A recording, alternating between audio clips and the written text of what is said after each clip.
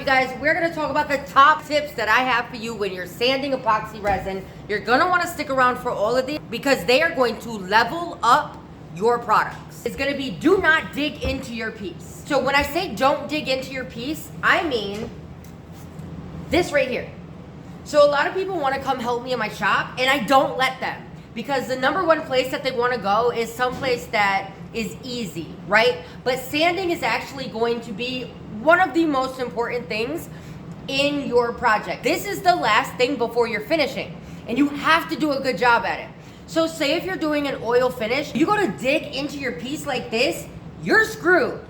Your client is gonna see that divot, they're gonna feel it. I'm telling you, one of the number one things that a person does when they get one of my tables is they touch it. They wanna touch it. And if there's low spots and high spots and just you didn't do a good job, that's your ass. And I'm telling you, the number one thing is word of mouth, and you're not gonna want that. So don't dig into your piece, okay? Keep your sander flat. You don't gotta lay on your sander. If your stuff is not getting off whatever you need to get off, if, like, I've got router marks in here, right? Let me show you. All right, so I have router marks in here and stuff that I need to sand down, right? I got some resin right here. I need to sand all of that down. So instead of laying on your stuff, this is gonna cause your sandpaper to clog. And it's when you're sanding resin, it can gunk up on here and it's just gonna cause pigtails and it's going to make a big ass mess and you don't want that to happen. So if you're not removing what you want to remove, then go down a grit. It's that easy. If you're using 120 and you've got marks in here that you want to get out and it's not working, don't dig into it. Don't lay on your sander. Go down.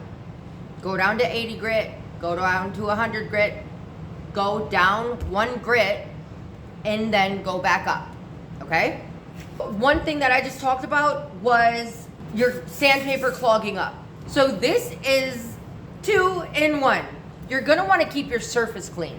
And the way that you're gonna keep your surface clean is by this. So as you're sanding, before you go to another grit or even before you go any further, you're gonna wanna use, this is 91% isopropyl alcohol. And the reason that I wipe my pieces down with this is because it dries really, really fast and it cleans your stuff and then you can get right back to sanding.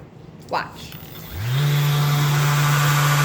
Just the air dries it up.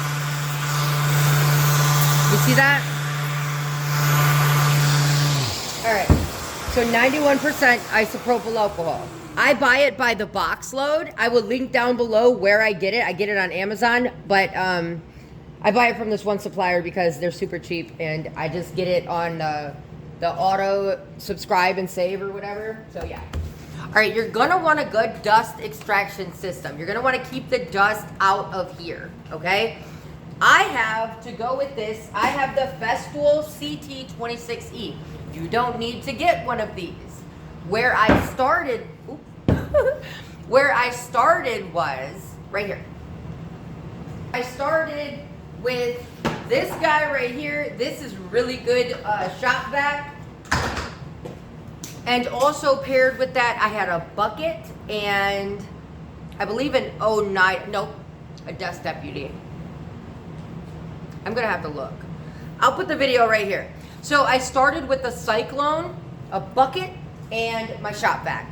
And that got me through to where I needed to be, okay? So keep the dust, as much dust off as you can. And that's gonna start with a good dust extractor. I really, really like this one paired with this and the Rotex. It's a good setup, but you don't have to start there. The next thing is gonna be this right here. All right, so when you're putting your sandpaper on, make sure that you're getting the right sandpaper for your sander. You're gonna want the holes to line up really, really good and really, really close because this one isn't so bad. Like this one isn't so bad, but if you get one of like a sander from Amazon, I actually got this off Amazon. If you get like a DeWalt or a Bosch or a Milwaukee or anything like that, so the hook system is longer and it's gonna come through and it's gonna scratch your surface, and then you're just gonna, it's like you're never gonna win with that. So make sure that you get the right paper to match your sander. If you have a Festool sander, I really like this sandpaper. I'll link it up down below. It's a lot cheaper than the Festool sandpaper, but it fits like a glove with any Festool sander. I've also got the 5. So if you look here, I've also got the 5-inch. So I've got the ETS 125 REQ. That one right there is a 5-inch sander. This is my 6-inch sander, which is this guy right here. But always make sure that your sandpaper is going to line up with the holes. All right, the next thing is going to be this guy right here. And this looks like a freaking, you know those rubber erasers that they had in the classrooms? That's what this looks like. But this is going to keep your sandpaper clean, and it's going to make it last so much longer. You see how that's gunked on there? That's going to cause swirl marks. This is your worst enemy.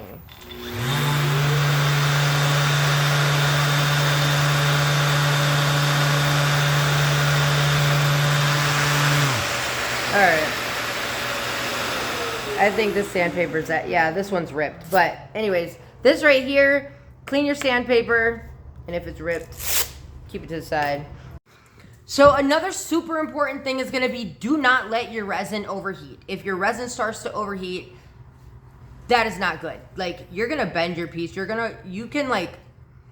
can really, really mess your piece up if you just grind into it and then your resin starts to get super, super hot, and it can melt. Like, it can have irreversible damage where you're gonna have to like just get it out of there with a Dremel or something and then get rid of it or fill it back up or whatever.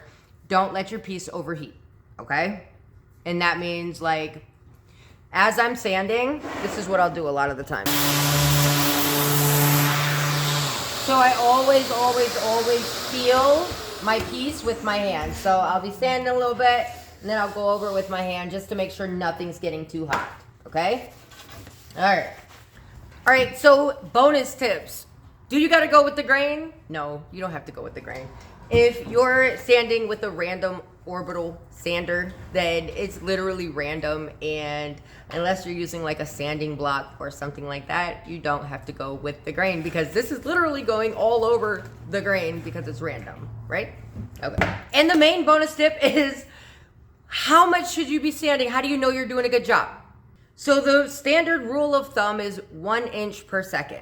So if you have the right grit, you have the right pressure, you have the right stuff going on, you should be able to sand 1 inch per second.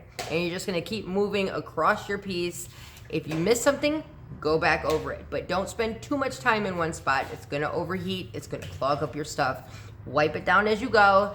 I promise you got this. It's not that hard. Once you get the basics down to what you're doing, you got this. Like, it's so easy to just keep going, okay? All right, so a couple of things to consider is, where do you start? Where do you go? So if I'm working with wood and resin, I typically start at 80 grit because I've got to sand the wood.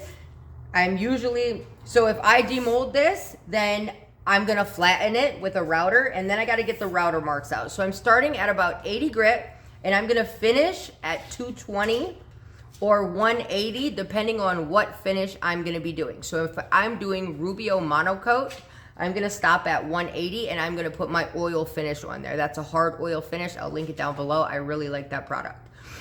If I'm using Odie's oil, I'll usually go up to about 320, something like that. But if I'm doing a resin finish, then I'm gonna go to 220. I always sand up to 220 at least, unless I'm polishing, and then I'll go upwards of like 4,000 to 6,000 grit sandpaper.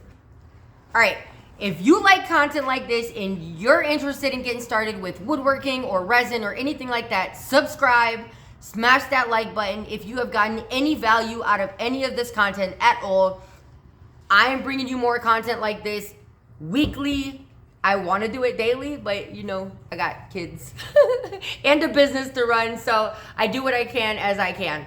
If you have a question that I have not answered, drop it down below. If you want to request a YouTube video from me, like for me to make a video on how to do a certain technique or anything like that, drop it down below. All right, guys, so I hope I helped answer some questions in this. It's really, really easy to do, but I get the question a lot. How do you sand resin? What am I doing wrong? My stuff has pigtails or swirl marks or blah, blah, blah. Like, it's really easy if you just follow the basic guidelines. Okay, you guys?